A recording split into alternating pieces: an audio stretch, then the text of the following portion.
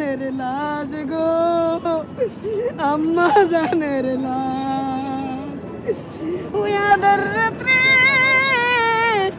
কেমনে মায়ে থাকবে 12 মাস কই লইয়া যাইতেছো আমার আম্মা জানের লাশ।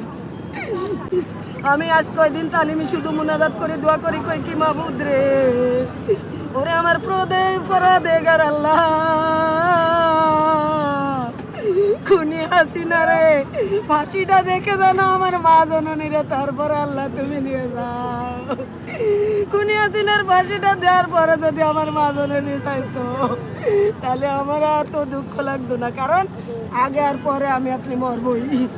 আরে লুট করে চুরি করে পালাবি কোথায়, দাঁড়িয়ে আছে জনগণ তোমার বিচারের অপেক্ষায়।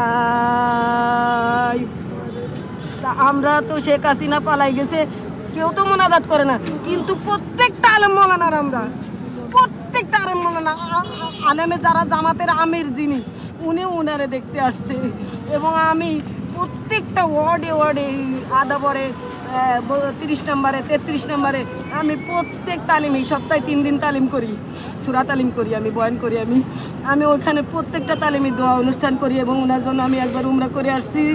সেই খুনি হাসিনা পালানোর পরে খালেদা জিয়ার জন্য উমরা করে আসছি, তপ করে আসছি জানুয়ারিতে, আবার টাকা জমা দিছি এই রমজানে। আমি আর মা জননীর জন্য আমি উমরা মানত করছি, আল্লাহ আমার মা জননীর নিয়ে গেছে। আমি সবার কাছে দেশবাসীর কাছে দোয়া চাই, আপনারাও দোয়া করবেন, আমিও দোয়া করতেছি। কিন্তু আমার তারেক জিয়ার কাছে আপনাদের কাছে আমার একটাই অনুরোধ, আমার মা জননীর মুখটা শেষবারের মতো একটু দেখাক, তারপরে আমি বাসায় যে ভাত খাবো। সারা বাংলাদেশের মানুষ, প্রশাসনের কাছে আমার অনুরোধ, স্বরাষ্ট্রমন্ত্রীর কাছে আমার অনুরোধ আর জোর দাবি, এবং যে আমাদের উপদেষ্টা ডক্টর ইউনূস উনি ভালো মানুষ, ওনার কাছে আমাদের জোর দাবি খুনি হাসিনারা এনে বাংলাদেশে এনে সবার সামনে, ছাত্রদের সামনে হাদিরই দেখেন, হাদি তো সবাই আমরা এখন সবাইকে বলি কি আমরা সবাই হাদি হব, আমরা সবাই হাদি হব, কিন্তু হাদির মতো তো আর কেউ হবে না। আর আমরা নেত্রী পাবো, নেতা পাবো, আমার মনে হয় দেশমাতা খালেদা জিয়ার মতো নেত্রী, আপসীন নেত্রী আমরা আর পাবো না। ওনার ভিতরে অহংকার ছিল না,